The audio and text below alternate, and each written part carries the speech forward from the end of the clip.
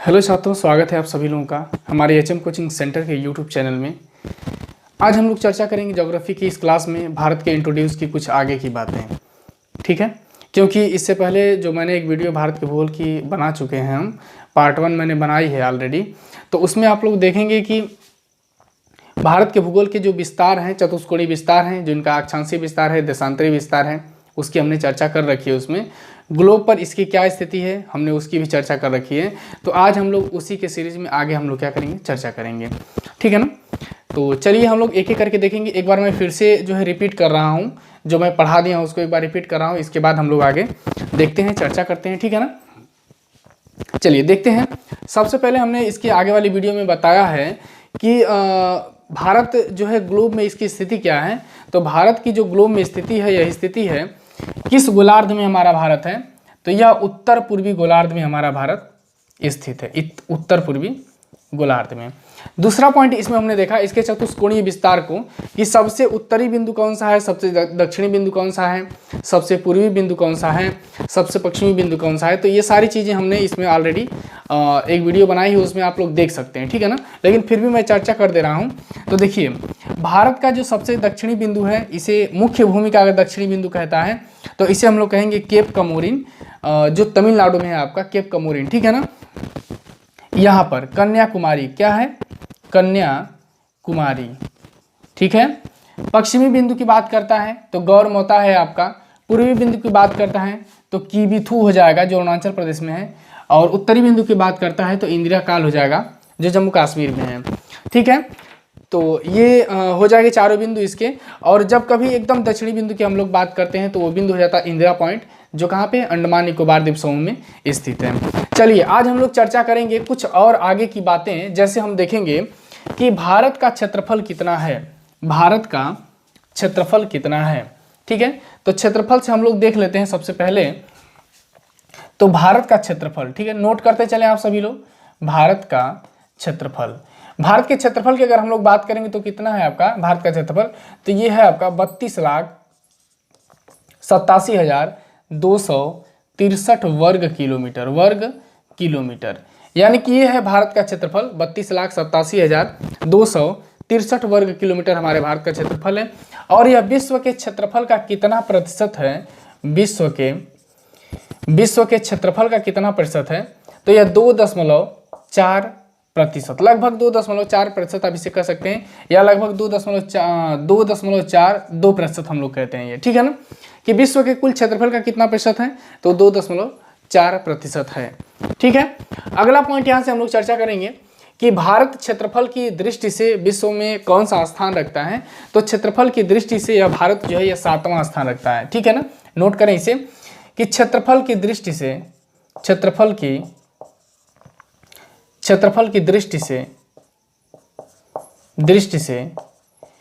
भारत का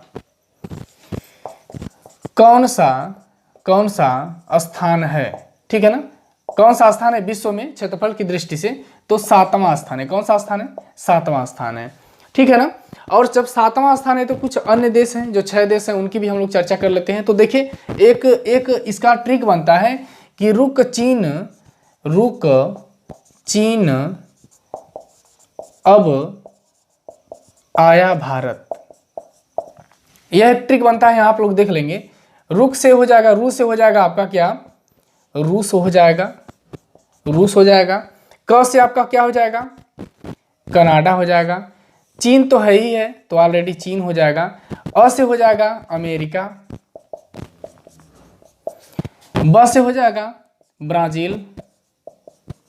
ब से क्या हो जाएगा आपका, ब्राजील हो जाएगा। आ से हो जाएगा, आया से हो जाएगा ऑस्ट्रेलिया और भारत। ठीक है, ध्यान दें, मैं भारत को यहां लिख दे रहा हूं। ठीक है ना। और ये हो जाएगा भारत। देखिए 1 2 3 4 5 6 7, यह ट्रिक आप सभी लोग याद कर लें कि रुक चीन अब आया भारत। ठीक है। यानी कि सबसे बड़े देश की बात करेंगे क्षेत्रफल की दृष्टि से तो रूस है, दूसरे नंबर पर है कनाडा, तीसरे पर चीन, चौथे पर अमेरिका, 5वें पर ब्राज़ील, 6वें पर ऑस्ट्रेलिया और 7वें पर भारत। यह इसका ट्रिक बनता है, ठीक है ना। यानी कि क्षेत्रफल की दृष्टि से भारत का जो स्थान है वो कौन सा है, आपका 7वां स्थान है, ठीक है। और दूसरे नंबर पे कनाडा है, पहले पे आपका रूस है, ठीक है। चलिए आगे हम लोग देखते हैं, आप इसे नोट कर लें, स्क्रीनशॉट ले लें इसका, फिर इसके बाद हम लोग चर्चा करते हैं आगे। चलिए अब देखते हैं हम लोग आगे की कुछ बातों को और चर्चा कर लेते हैं। चलिए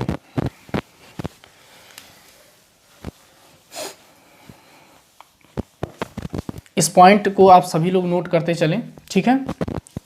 चलिए अब हम देखते हैं, यहाँ पर कुछ राज्य हैं जिनकी हम लोग चर्चा करेंगे। और मैं एक बात बता दूं कि राज्यों को कैसे आप सभी लोग याद कर लें, याद करेंगे, जैसा कि आरओ की वैकेंसी भी आ गई है, खासकर उन लोगों के लिए ज्योग्राफी बहुत ही अच्छी साबित होगी। और यूपी टेट वाले बच्चे भी सुन लें कि राज्यों से जो प्रश्न बनता है, जैसे आपसे प्रश्न पूछ सकता है कि तमिलनाडु की सीमा किन किन राज्यों से लगती है, तो यह सीखने के लिए आपके लिए सबसे सुटेबल एक उपाय है, मैं बता दे रहा हूं कि आप लोग घर पे मैप लेकर के रोज उसको 1 घंटा कम से कम देखें मैप को, ठीक है। और एक दिन में कम से कम एक राज्य को केवल देखिए, कि एक ही राज्य को केवल फोकस करिए कि उसकी चारों तरफ से सीमाओं को देखिए, किससे उसकी सीमा टच करती है, ठीक है ना। इस तरीके से हर दिन आप एक एक राज्य करके याद करेंगे तो आप पूरे राज्य को कवर कर लेंगे और याद भी कर लेंगे आप सभी लोग, ठीक है ना। तो यह एक ट्रिक बनाइए आप लोग याद करने का, ठीक है। और एक एक करके सबकी चर्चा करें। जैसे मान लीजिए कि किसी दिन आपने उत्तर प्रदेश के बारे में सोचा, चलो आज उत्तर प्रदेश को हम लोग देखते हैं। उत्तर प्रदेश को आप ग्लोब मैप उठाइए और मैप में देखिए कि उत्तर प्रदेश से किसकी सीमा टच करती है, बिहार की सीमा टच करती है, मध्य प्रदेश की सीमा टच करती है, राजस्थान की सीमा टच करती है, उत्तराखंड की सीमा ठीक है ना, टच करती है। ऐसा करके सबको आप देखिए, ठीक है ना, तब आप कवर कर पाएंगे इसको, ठीक है। रटने से कुछ नहीं याद होगा, समझने से याद होगा। आइए आज हम लोग चर्चा करने वाले मुख्य रूप से कि कर्क रेखा 23.5 डिग्री कर्क रेखा यह भारत के कितने राज्यों से होकर के गुजरती है, ठीक है ना। यह हम लोग सबसे मुख्य बिंदु देखेंगे यहाँ पर, और यहाँ से प्रश्न भी सबसे अधिक बनता है। तो देखेंगे आप सभी लोग कि कर्क रेखा जो है, कर्क रेखा यहाँ लिख देता हूं मैं, आप सभी लोग नोट करें। कर्क रेखा भारत के 8 राज्यों से होकर गुजरती है, 8 राज्यों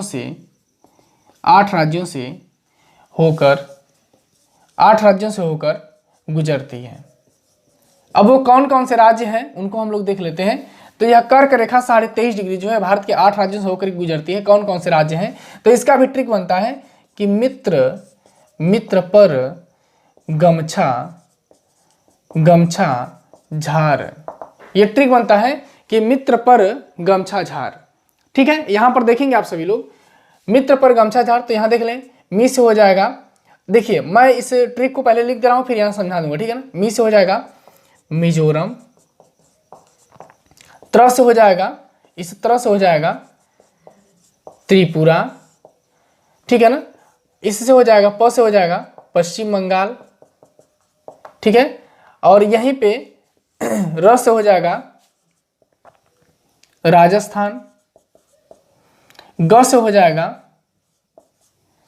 गुजरात, और यह म से हो जाएगा मध्य प्रदेश, छ से हो जाएगा छत्तीसगढ़ हो जाएगा, और झ से हो जाएगा झारखंड। इस तरीके से आप सभी लोग याद कर सकते हैं। देखिए 1 2 3 4 5 6 7 और 8, मित्र पर गमछा झार, ठीक है ना। यानी कि मी से मिजोरम, त्र से त्रिपुरा, और पर से हो जाएगा पश्चिम बंगाल, प से हो जाएगा पश्चिम बंगाल, र से हो जाएगा राजस्थान, और ग से हो जाएगा गुजरात, म से हो जाएगा मध्य प्रदेश, छ से हो जाएगा छत्तीसगढ़, और झार से हो जाएगा झारखंड। क्लियर हो गया ये। अब यहां पर हम समझ के लिख लेते हैं। तो देखिए यहां पर गुजरात है, सबसे पहले गुजरात से होकर गुजरेगी, इसके बाद राजस्थान को भी यहां पे टच करती है, इसके बाद मध्य प्रदेश आता है जहां पे सबसे अधिक मात्रा में ये टच करती कवर करती है। इसके बाद यहां देखेंगे छत्तीसगढ़ है, छत्तीसगढ़ के बाद यहां पर झारखंड है, यहां पर पश्चिम बंगाल है, यहां पर त्रिपुरा है, और ये है आपका मिजोरम, ठीक है। यानी कि इस तरीके से अभी आप इसको याद कर सकते हैं, और यह बहुत महत्वपूर्ण है। यहाँ से प्रश्न भी बनता है, और प्रश्न क्या बनता है कि निम्नलिखित में से किस राज्य से होकर के ये कर्क रेखा नहीं गुजरती है। यहाँ से बहुत ज़्यादा इसका प्रश्न बनता है, ठीक है ना। तो इस चीज़ को आप कवर कर लेंगे, ठीक है। चलिए मैं यहाँ पे लिख दे रहा हूँ, फिर से एक बार देख लें आप सभी लोग इसको। देखिए सुटेबल ढंग से लिखना चाहेंगे तो लिख लेंगे गुजरात, सबसे पहले गुजरात में, इसके बाद दूसरे नंबर पर है आपका राजस्थान, तीसरे नंबर पे हो जाएगा आपका मध्य प्रदेश, चौथे नंबर पर है आपका मध्य प्रदेश के बाद देखेंगे आप सभी लोग छत्तीसगढ़, पांचवें पर हो जाएगा आपका झारखंड, इसके बाद है क्या, झारखंड के बाद है आपका पश्चिम बंगाल, इसके बाद है त्रिपुरा और इसके बाद है आपका मिजोरम। ठीक है, तो इन राज्यों से होकर के ये कर्क रेखा गुजरती है। इसके बाद हम लोग देखेंगे कि 82.5 डिग्री ये जिसे हम लोग कहते हैं भारतीय मानक समय रेखा, यह कितने राज्यों से होकर के गुजरती है, इसकी भी हम लोग चर्चा करेंगे यहाँ पर। ठीक है ना, लेकिन उससे पहले आप इसे नोट करें और इसका स्क्रीनशॉट ले लें आप सभी लोग। चलिए आगे हम लोग देख लेते हैं, चर्चा करेंगे आगे 82.5 डिग्री के बारे में। ठीक है ना,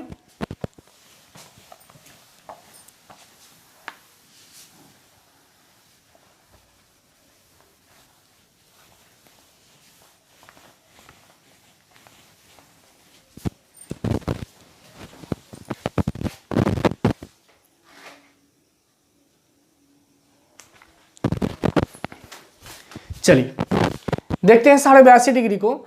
यह 82.5 डिग्री जो भारतीय मानक समय रेखा है, यह कितने राज्यों से होकर के गुजरती है। तो सबसे पहले तो हम लोग ये चर्चा करेंगे कि हम कितने डिग्री देशांतर को भारतीय मानक समय रेखा मानते हैं। ठीक है, सबसे पहले ये चर्चा करेंगे। आइए यहाँ पर देख लेते हैं कुछ और बातें। देखिए, भारत के सबसे पश्चिमी बिंदु को अगर हम लोग देखेंगे, जिसे हम लोग कहते हैं गौर मोता, गुजरात में पड़ता है, तो इसकी जो अक्षांशीय विस्तार है ये कितना है आपका, तो ये है 68 डिग्री 7 मिनट, 68 डिग्री 7 मिनट। अगर हम इसे 0 डिग्री, ये 82.5 डिग्री है, अगर ये 82.5 डिग्री, ध्यान दें सभी लोग, ये 82.5 डिग्री है, तो यहाँ से इस 82.5 से लेकर के लगभग यहाँ तक 82.5 से, और देखेंगे 0 डिग्री जो ग्लोब पर है आपका, जो विश्व की मानक समय रेखा हम कहते हैं 0 डिग्री। ठीक है ना, अगर हम 0 डिग्री की बात करें तो इस 0 डिग्री से और 82.5 के मध्य में कितने घंटे का अंतर है। ठीक है, और देखिए विश्व के समय का निर्धारण, पूरे विश्व के समय का निर्धारण हम लोग प्रधान यामी उत्तर से करते हैं, 0 डिग्री देशांतर से हम लोग करते हैं। ठीक है ना, यानी कि ग्लोब पर यहाँ देख लेंगे आप सभी लोग एक बार फिर से, ये 0 डिग्री अक्षांश हो जाएगी और ये 0 डिग्री देशांतर है। ठीक है ना, 0 डिग्री देशांतर रेखा है आपका। इसको मैं नीचे खींच दे रहा हूँ और ये पॉइंट बढ़ा दे रहा हूँ यहाँ पे। ठीक है ना, ध्यान दें आप सभी लोग। तो इसी 0 डिग्री से हम पूरे विश्व के समय को निर्धारित करते हैं। और यह गुजरती कहाँ से है, तो ये गुजरती है लंदन, कहाँ से, लंदन के ग्रीनविच नामक शहर से, ग्रीनविच से। ठीक है ना, लंदन के ग्रीनविच नामक शहर से ये रेखा गुजरती है आपका, और ये लंदन इंग्लैंड की राजधानी है। ठीक है ना, यहीं पर एक वेधशाला है जहां से पूरे विश्व के समय का क्या होता है, निर्धारण किया जाता है। ठीक है ना, अब देखिए, इससे पूर्व की ओर जाने पर समय का मान बढ़ता है और पश्चिम की ओर आने पर समय का मान क्या होता है, घटता है। ये भी हम लोग अक्षांश और देशांतर में मैंने ऑलरेडी पढ़ा चुके हैं, उस वीडियो को आप लोग देखेंगे तो समझ में आ जाएगा। ठीक है, पूर्व की ओर जाने पर समय का मान बढ़ता है और पश्चिम की ओर आने पर समय का मान घटता है। और 1 डिग्री, हर 1 डिग्री देशांतर पर, 1 डिग्री देशांतर पर 4 मिनट का अंतर होता है। 1 डिग्री देशांतर का मान कितना होता है, 4 मिनट होता है। ठीक है ना, यानी कि हर क्रमागत 2 डिग्री देशांतरों पे 4 मिनट का अंतर होता है। ठीक है, जैसे 1 डिग्री ये है और यहाँ पर 2 डिग्री है, तो इनके बीच में जो है 4 मिनट का अंतर हो जाएगा। ठीक है ना, चलिए देखते हैं अब यहाँ पे। तो हम बात करेंगे कि आखिर हमारे भारत की जो समय है 82.5 डिग्री, जो भारतीय मानक समय रेखा है, वह कितना घंटा आगे है, किससे, ग्रीनविच से। यह प्रश्न भी पूछता है, तो देखेंगे आप सभी लोग, यह 0 डिग्री है और यह 82.5 डिग्री है। तो आप देखेंगे जब 1 डिग्री बराबर, 1 डिग्री देशांतर के बराबर कितना है, 4 मिनट है, तो 82.5 डिग्री बराबर कितना होगा, तो 82, 82.5, पहले हम 82 का निकालेंगे, 1/2 को यहाँ मैं स्पेयर में रख दे रहा हूँ। ठीक है ना, तो 82.5 को देखेंगे तो 82 में सबसे पहले हम लोग 4 से गुणा करेंगे, 82 गुणे 4 करेंगे, कितना आ जाएगा, 4 दूना के 8 हो जाएगा और 8 चौको 32 हो जाएगा, 328 हो गया।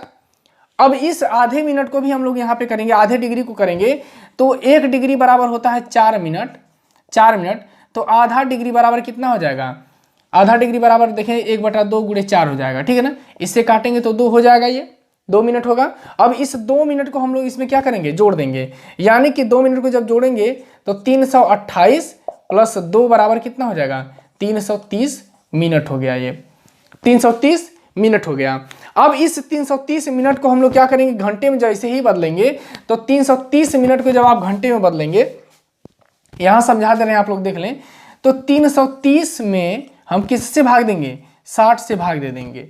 60 से जब इसमें भाग देंगे तो क्या हो जाएगा, 5 बार जाएगा और ये 300 हो जाएगा, 30 बचेगा ना, ये कट जाएगा।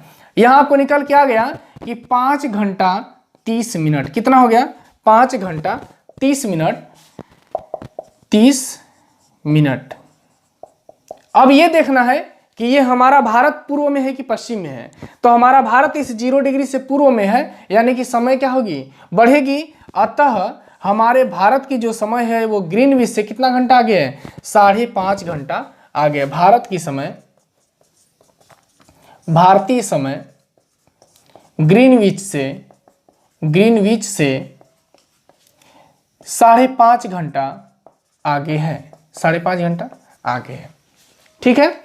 ग्रीनविच से क्या है, 5.5 घंटा आगे। भारतीय मानक समय जो है, भारतीय मानक समय रेखा 82.5 डिग्री है और यह ग्रीनविच से 5.5 घंटा क्या है, आगे है। अब हम लोग बात करेंगे, प्रश्न अगला बनता है कि यह जो 82.5 डिग्री है यह कहाँ से होकर के गुजरती है और कहाँ से हम लोग इसको मानते हैं, पूरे भारत का समय का निर्धारण जो है कहाँ से होता है 82.5 डिग्री को।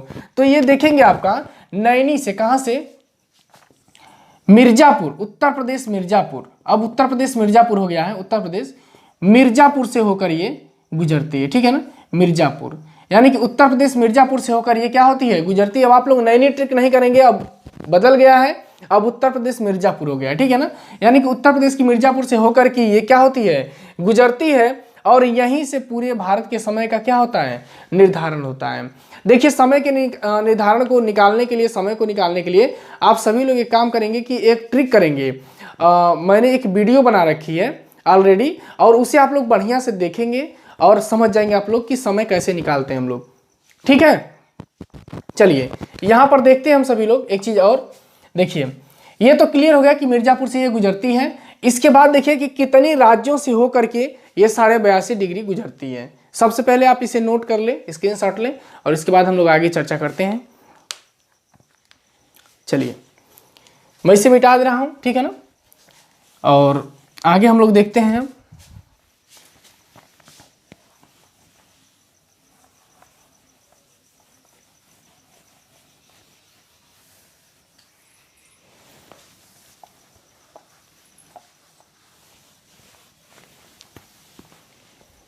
देखिए यहाँ पर आप लोग देख सकते हैं कि यह 82.5 डिग्री जो है कितने राज्यों से होकर के गुजरती है। तो आप यहाँ लिख देंगे कि भारतीय मानक समय रेखा, भारतीय मानक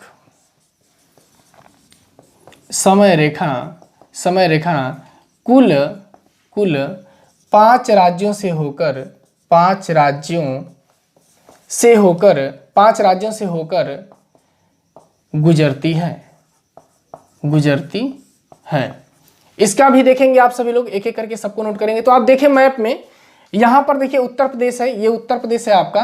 तो सबसे पहले लिख लेंगे आप लोग कहां से गुजरती है, उत्तर प्रदेश। इसके बाद देखेंगे तो ये एमपी को टच कर रही है। दूसरे नंबर पर आप लिख लेंगे मध्य प्रदेश। इसके बाद है छत्तीसगढ़। तीसरे नंबर पर आप लिखेंगे छत्तीसगढ़, ठीक है ना।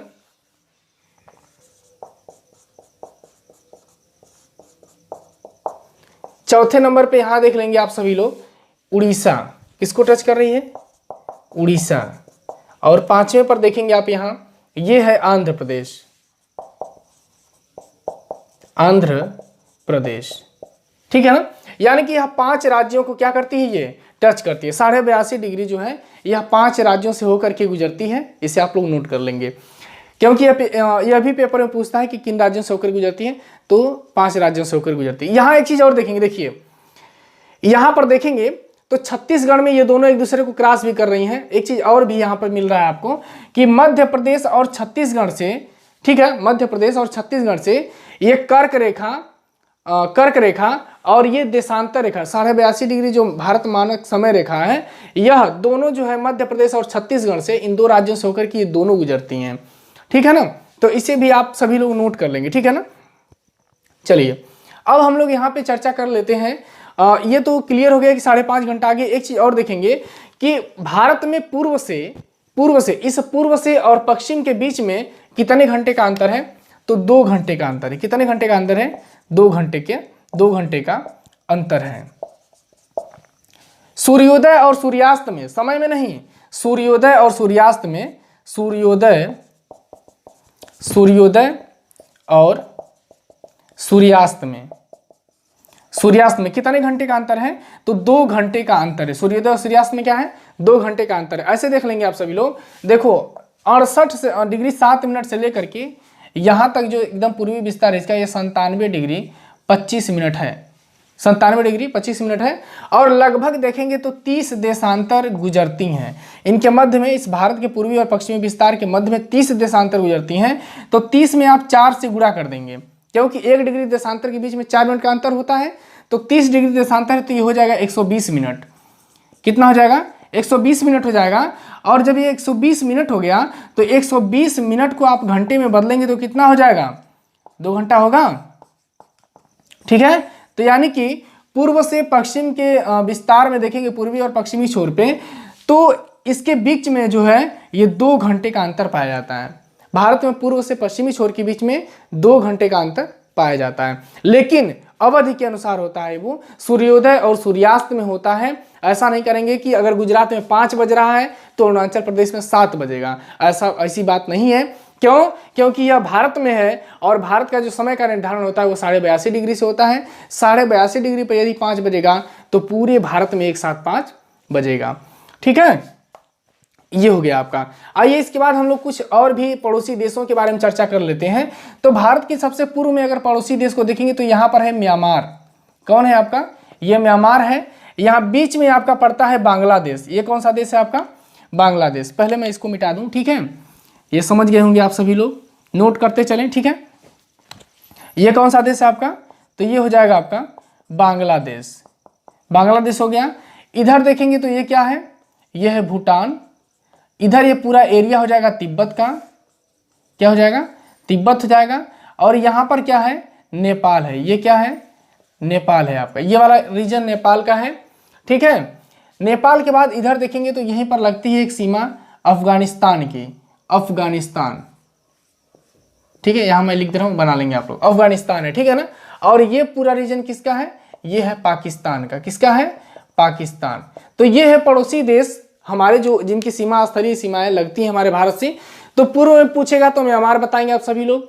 इधर पूछेगा उत्तर साइड में तो भूटान हो गया, नेपाल हो गया, यहाँ अफगानिस्तान हो गया, इसके बाद इधर पाकिस्तान हो गया आपका। यहाँ पर भी एक देश जिसे हम लोग कहते हैं श्रीलंका, और यहाँ पे द्वीपीय देश हो जाएगा, श्रीलंका हो जाएगा यहाँ पे। ठीक है, सबसे लंबी सीमा भारत के साथ, सबसे लंबी सीमा किस देश की लगती है, तो सबसे लंबी सीमा बांग्लादेश की लगती है। 40-96, लगभग 40-96 किलोमीटर बांग्लादेश सीमा भारत के साथ लगती है। 40-96.6 किलोमीटर पूछता है, लेकिन 40-96 आप याद रखेंगे, ट्रिक कर लेंगे उससे। ठीक है ना, 40-96 किलोमीटर भारत के साथ इसकी सीमा लगती है। और सबसे लंबी सीमा, ये भी ध्यान रखेंगे, सबसे लंबी सीमा भारत के साथ बनाता है। ठीक है ना, भारत के साथ बनाता है। यानी कि बांग्लादेश जो है, बांग्लादेश की सीमा सबसे लंबी सीमा है हमारे भारत के साथ। सबसे छोटी सीमा की बात करेगा तो ये अफगानिस्तान हो जाएगा आपका। सबसे छोटी सीमा किसकी है हमारे भारत के साथ में, तो अफगानिस्तान का हो जाएगा। सबसे बड़ी सीमा किसकी है आपका, तो बांग्लादेश का हो जाएगा। क्लियर हो गया।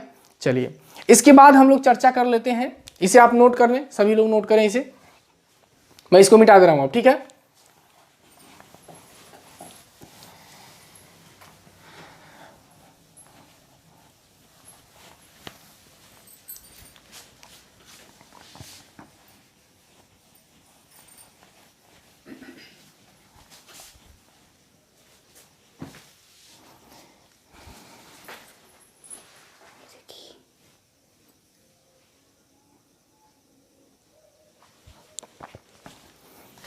चलिए ठीक है, यहाँ कुछ चीज़ें और देख लेते हैं। 7 सिस्टर की बात होती है तो 7 सिस्टर में आता है आपका असम हो जाता है, असम हो जाता है।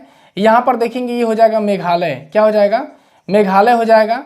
ये हो जाएगा त्रिपुरा, क्या हो जाएगा, त्रिपुरा हो जाएगा आपका। और ये हो जाएगा मिजोरम। यहाँ मैं लिख दे रहा हूँ 7 बहनें, पूछता है कि 7 बहनें कौन सी हैं, 7 बहनें 7 सिस्टर किस राज्य को, 7 बहनों, 7 बहनों वाला राज्य, ये प्रश्न पूछता है। तो 7 बहनों वाले राज्य में आप देख लेंगे, इधर के लिख लेंगे फटाफट। असम हो जाएगा, दूसरा हो जाएगा आपका अरुणाचल प्रदेश, अरुणाचल प्रदेश, तीसरा हो जाएगा आपका मणिपुर, चौथा हो जाएगा मिजोरम, इसके बाद हो जाएगा पांचवा आपका त्रिपुरा, त्रिपुरा हो जाएगा आपका। छठवां हो जाएगा मेघालय, मेघालय हो जाएगा आपका, ठीक है ना। मेघालय के बाद हो जाएगा आपका, देखिए त्रिपुरा हो गया, मेघालय हो गया, ठीक है ना, यानी कि कोई छूट रहा नहीं। असम हो गया आपका, इसके बाद अरुणाचल प्रदेश हो गया, मणिपुर हो गया, मिजोरम हो गया, त्रिपुरा हो गया, मेघालय हो गया। सातवां होता है नागालैंड, नागालैंड। ये जो है ये 7 सिस्टर में आते हैं आपका, इनको 7 सिस्टर बोला जाता है, 7 बहनों वाले राज्य। इसमें सिक्किम को दे देता है, सिक्किम जो है नहीं आता है, सिक्किम जो है 7 सिस्टर में नहीं आता है, ठीक है। तो प्यारे छात्रों, ये रहे आज के विशेष टॉपिक। और आप सभी लोग टेलीग्राम से जुड़ें, टेलीग्राम का लिंक मैं लास्ट में दे दूंगा डिस्क्रिप्शन में, आप सभी लोग टेलीग्राम से जुड़ें, ठीक है ना। तो आज के लिए बस इतना ही, और लेता हूँ मैं इसी के साथ आप लोगों से विदा। फिर मिलेंगे अगली टॉपिक में, तब तक के लिए नमस्कार।